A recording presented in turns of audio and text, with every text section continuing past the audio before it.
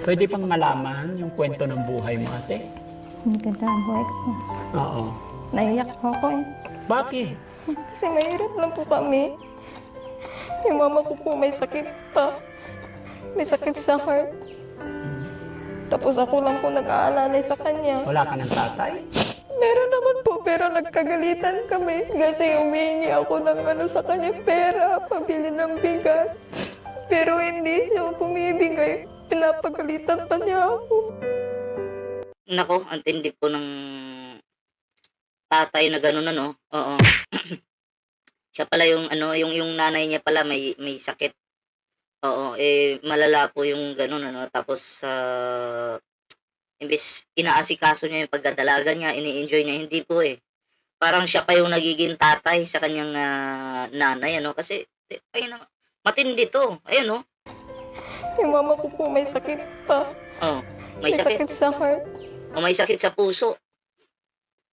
Alam naman po natin yung sakit sa puso, 'di basta-basta 'yan, matindi 'yan.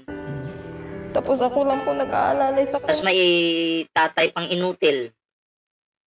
Oh, hihingi ka ng pambigas hindi magagalit pa. Inutil po, real talk 'yan, hindi ako sa nang-aano mga pre 'no, pero kung tatay ka tapos wala kang paki sa asawa mo, pamilya mo, tangina inutil inutil ka talagang lalaki kung gano'n ka sa totoo lang. Oo, totoo po 'yan mga pre, 'di ba? Matanda ka na, dapat alam mo na yung mga gagawin mo, mga obligasyon mo, pero, kung ganyan, wala, 'di ba? Ang tingin sa'yo ng tao, inutil ka talaga. Anak mo, 'di ka naawa sa anak mo, naghihirap diyan, nag-aano ng niyog, 'di ba? Alam niyo ba yung niyog na 'yan mga pre, ito totoo. Do'n sa amin noon, bata pa ako, ilang taon na ako no'n? So, maliit pa po ako, maliit pa po ako. 'Pag naka-1,000 kang ano, ganito, na matatanggal siyempre tatanggalin mo yung laman, 'di ba? 1,000 ibig sabihin ng 1,000 dalawang yung hinati. Equivalent to ano na 'yon, kumbaga 'pag, hinati mo yung isa, one count na 'yon. Okey, 'pag natanggal mo 'yon at naka-1,000 ka, babayaran ka ng ₱80 mga pre, 80 po, per 1,000. Gano'n po kahirap 'yun. Ako naggaganyan din po ako dati, pero ang kaya ko lang siguro tinatamad kasi ako, eh. Ay masakit kasi sa kamay. Meron kasi yung gaganunin mo, meron din yung iikutin mo. Mas marunong ako dun sa iikutin, mas magaling ako dun. Kahit nga ngayon kaya ko, eh. Oh, kaya kaya kong maka-ano nun, mga 1,000. Oh. Yung trip-trip ko lang, kasi tinutulungan ko yung lolo ko dati, hinahalo ko yun sa'kin dun. Oh, minsan binubukod ko, tina-try ko talagang bilangin, oh. Umaabot naman tayo ng 1,000 kahit papaano.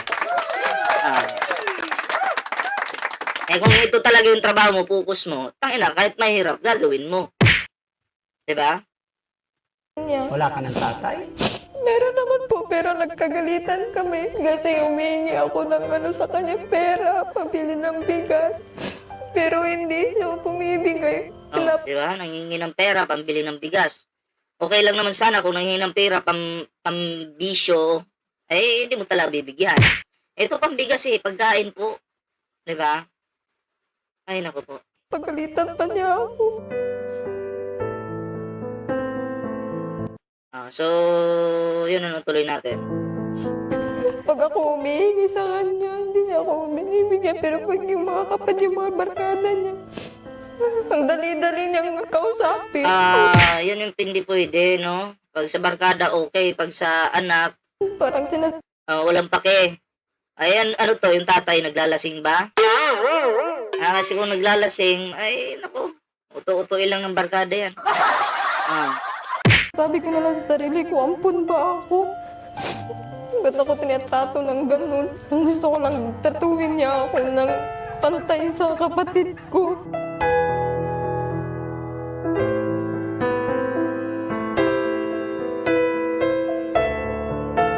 Siya po lahat gumagawa niya, no?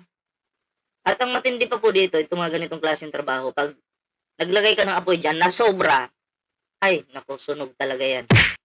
O kaya, ang ano mo dyan, paglagay ng mga kahoy dyan sa loob. Sakto, timing talaga. Tatansyahin mo yan. Nakapag-try na kami yan dati. Sa lugar namin mga pre. Minsan, tatrabaho, yun, papausukan namin hapon. Hapon po, hanggang gabi na yan. Hanggang hating gabi na siguro yun. Hindi ko na matandaan kung ilang oras to, mga ganito eh. Pero depende po sa taas, sa init. Tapos, habang nagaganyan kami, syempre, tagay ng tuba. Diba? Ganun talaga ang buhay.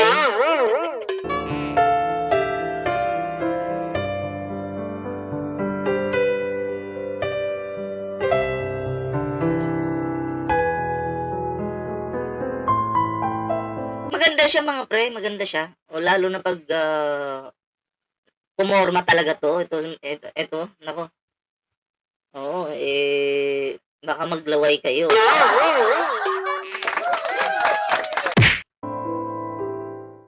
Daddy Frankie, ngayon ay Direct na tayo dun sa sa mismong reaction.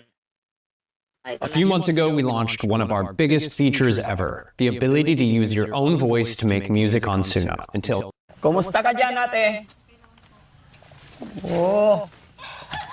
Ganito pala yung Cupra. Pwedeng pwedeng maistorbo ikaw? Makiabala kami, ha? Kami kami mga charity vlogger. Ako si Daddy Frankie. Okay. Tuloy kami. Sabi ni kaya kami nakarating dito, nilapit ka sa amin ni Sir Butete. Kilala mo si Sir Butete? Oo. Sabi niya may dalaga daw dito na nagkukupra. Okay. Ikaw talaga nagtatrabaho dito? Gaano ka nakatagal nagtatrabaho dito? Bata ka pa, nagtatrabaho na. Okay. Tapos nakapaapa ka pa. Ha? Madumi. Okay lang tumabi ako para may pagkwentuhan. Okay lang. So yun mga kababayan, mga kabarangay, no? Hindi ako makapaniwala. Tapos pag natanggal pa yan, yung kopra dyan sa yung anong tawag doon? Yung bao, gagawin pong uling yan eh. May mga proseso pa yan. Na totoo pala yung sinasabi ni Sir Butete na may babae mismo na siya yung nagtatrabaho dito. So, kausapin natin, paano? Dito ako, pwede? Dito ako. Matamaan niya ako. No? Sige. Okay lang ha, maistorbo ka namin. Sinusungkit mo na? Yung galing. Sige nga, paano magsungkit? Sige nga, tignan ko nga. Yung ganyan, yung yung ganyan, nahihirapan ako dyan, yung sungkit. Pero yung igaganon mo siya, yung parang uupo ka dyan sa inuupuan niya. Dalawang klase kasi yan eh. Igaganon mo siya, ikutin mo. Dun ako, expert ako dyan. Allah! Magaling! Tapos di ba naluto na yan? Pag natanggal na lahat yan, lulutuin pa ulit yan. Papausukan pa ulit yan. Yun na yung final, no? Hindi ko lang alam ngayon magkano yung presyo ng ng niyog. Tayo comment nyo nga, magkano ba yung presyo ng niyog ngayon? Kasi dati, ang alam ko, nasa 50. Iwan ko lang ngayon, magkano na. Matagal na yun. Medyo maliit pa ako nun. Di ba? Mula pagkabata, ganito na trabaho mo? Okay. Okay, bago ang lahat, Kaya mahirap po talaga sa ganong klaseng lugar mga pre, sa mga bundok-bundok. Kasi yun po talaga yung mga trabaho. Diba? Maganda doon kung may mga tanim ka talaga, tanim-tanim, mabubuhay ka talaga, no? Pero kung ang trabaho mo po ay ganito, sobrang hirap po, no? Kasi pag walang bunga ng niyog, wala ka munang trabaho. Yung bunga ng niyog po, every 3 months po yan. Tandaan po natin, ha? Every 3 months po yan. Kung wala pang niyog, anong kakainin mo? Anong bibili mo ng bigas? As in, eto pa, pag bagsak pa ng niyog na yan, siguro tatrabahuin mo lang yan 3 araw. 4 na araw, wala ka na naman trabaho. Antay ka na naman. O, di ba? Ganun po kahirap yun. Okay lang sana kung may magpapatrabaho na naman sa kabila. Diba? Okay, patrabaho kami, kailangan namin ng tao. Halimbawa, maraming niyog, o kailangan nang magtatanggal ng ano, yun. Jackpot ka. Kung maramihan. Kung maubos na lahat, o antay ka na naman. Kaya mas maganda po dyan sa bundok-bundok kung may mga tanim ka talaga. Oo. Kahit papaano, pag tumubo yun, may bibenta mo po yun. May papalit mo ng bigas. Kaya na sinabi ko ako si Daddy Frankie, no? Medyo mahina ang boses niya. Okay lang, idikit ko to sa yung mic para makilala ka namin ng lubos. Okay lang? Dikit ko lang. And then, isa pa.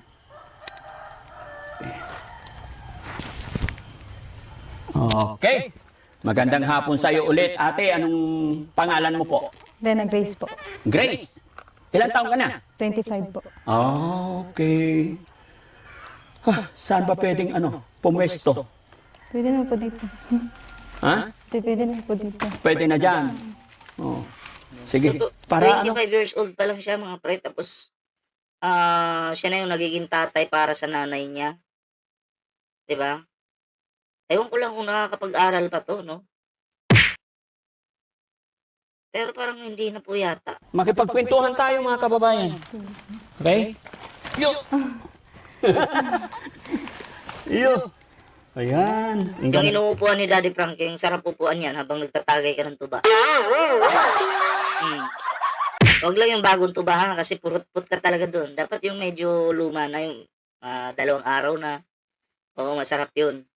Pero kung bago po yung inumin nyo, ewan ko sinong na nakatry na ng tuba dito sa inyo mga pre, na bagong kuha, inumin nyo, after 30 minutes, ramdam nyo yung tiyan nyo.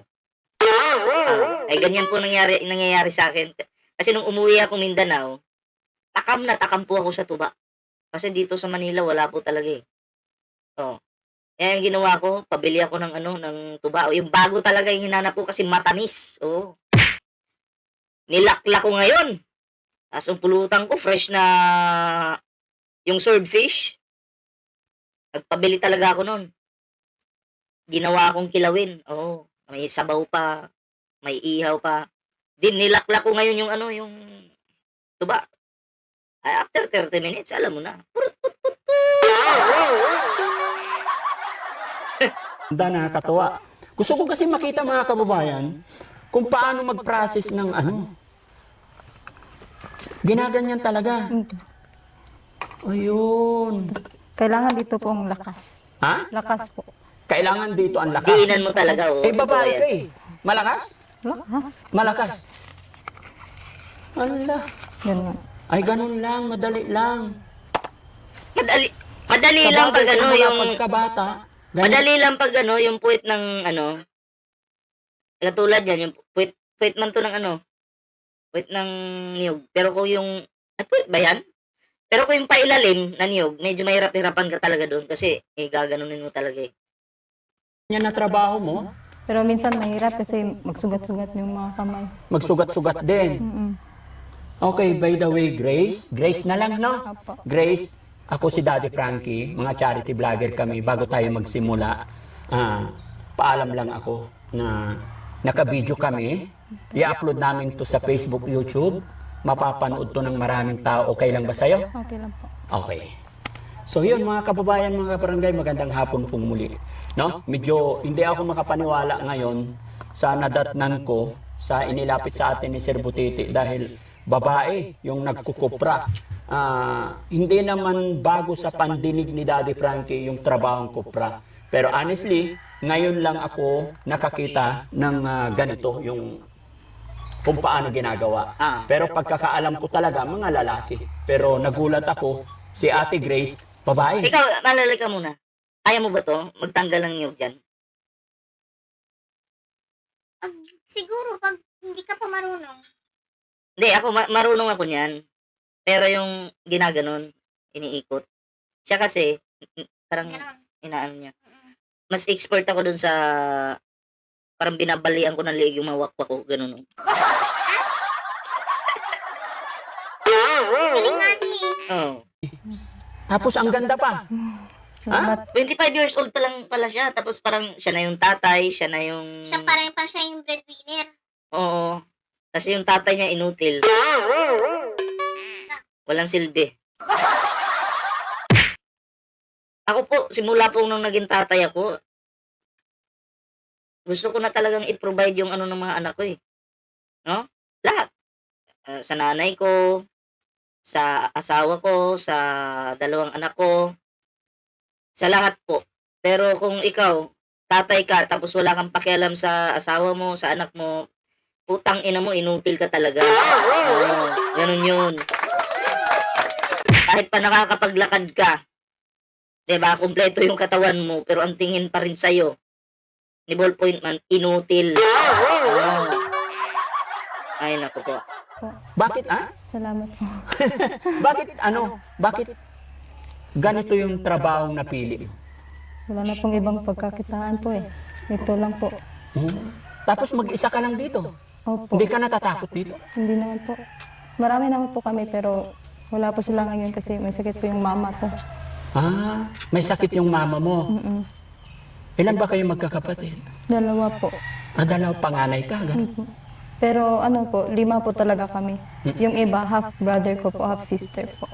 Okay. Gaano kahirap? Pwede bang ikwento mo sa akin kung paano gawin itong koperasyon? Lahat ito kaya mong gawin?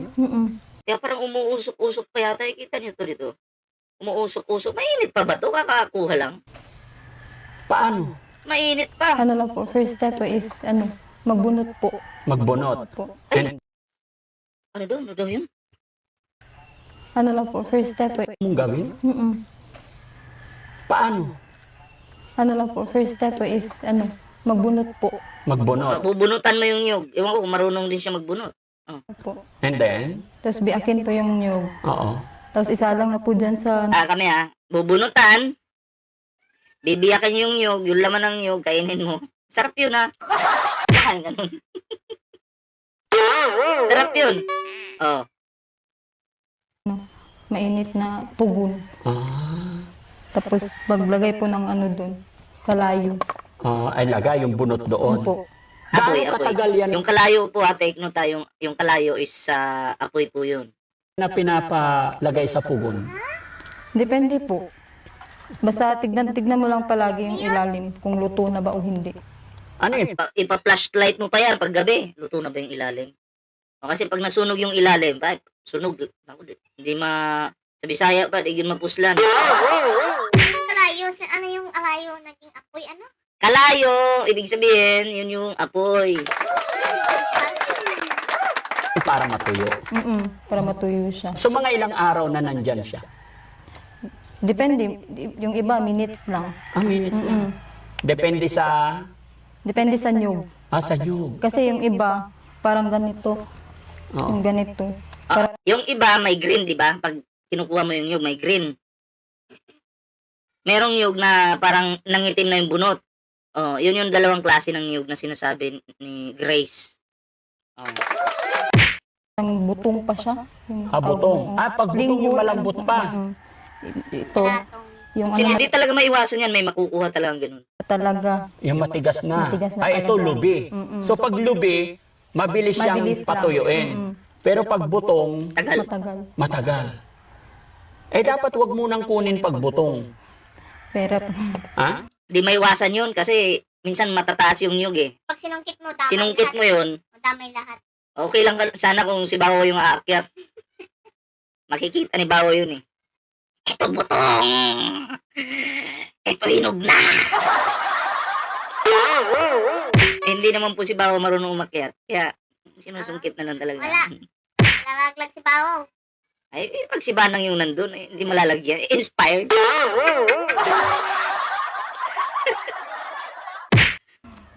para lumaki yung pera.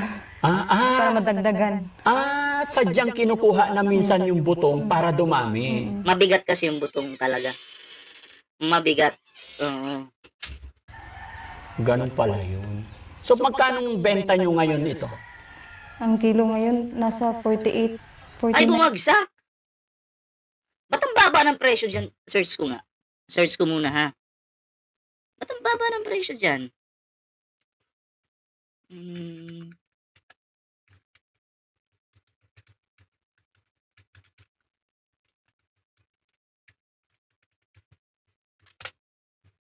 Ba't ang baba, 48? Oh, sa ngayon, around 44 pesos to 45 pesos kada kilo ang average farm gate price ng kopra sa Pilipinas. Noong July 22, 2026, inulat na 44.52 per kilogram ang local farm gate average, habang 52.4 pesos kilogram naman ang mill gate price. Pero malaki ang diferensya depende sa lugar at klase ng kopra, no? Oh, halimbawa, noong Q1 2026, nasa 38.63 kilogram ang average price ng kopra sa Oriental Mindoro. Oh, naku po. Napakamura pala, no? Tingnan natin sa Cotabato. North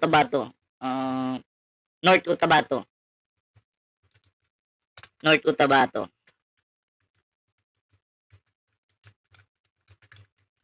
Para may idea lang po kayo, no? Sa North Cotabato, ang nakita kong, ang nakita kong rate dito ay nagpapakita po ng 64.67 kilograms. So, mas mahal doon. Oo. 2025 pa ito. Oo, pero ngayon 2026, 64.67, ganun pa rin. Mas mahal ngayon sa Cotabato. Pero syempre, parang doon yan mismo sa yata, sa mismong bodega talaga. Yung malakihang bodega talaga, doon mo ibibenta, mas mahal.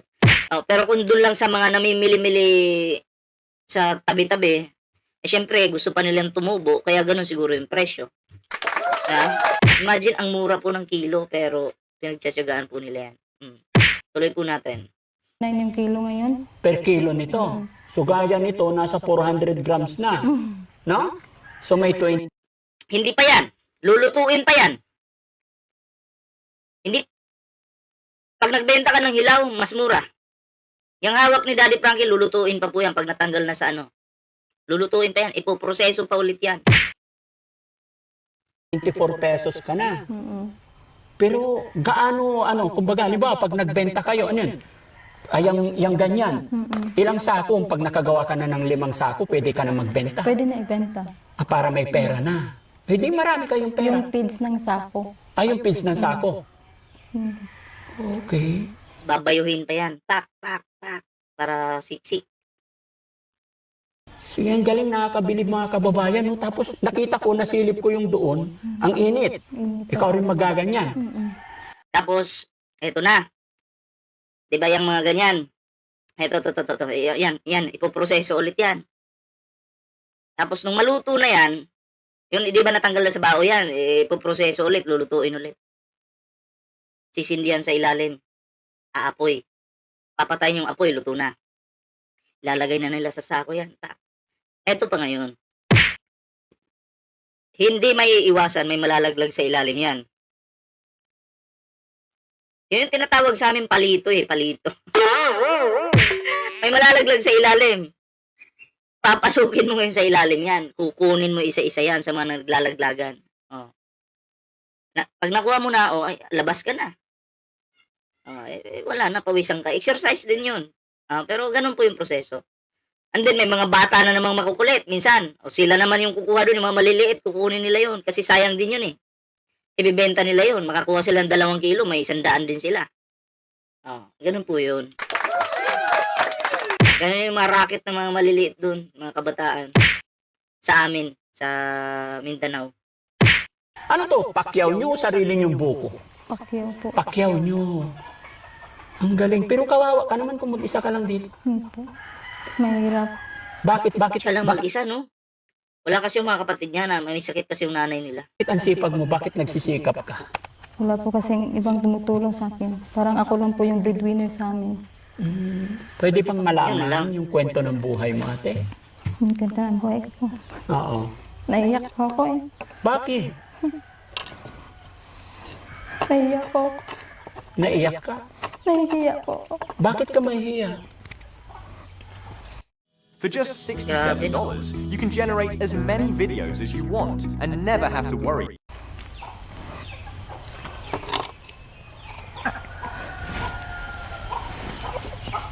Kasi mahirap lang po kami. Yung mama ko po may sakit pa. May sakit sa heart.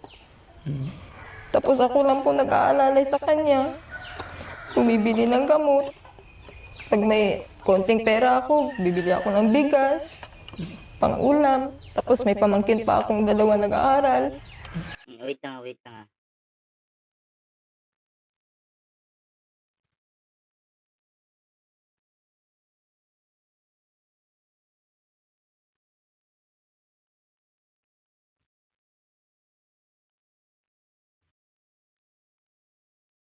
Alright, tuloy natin.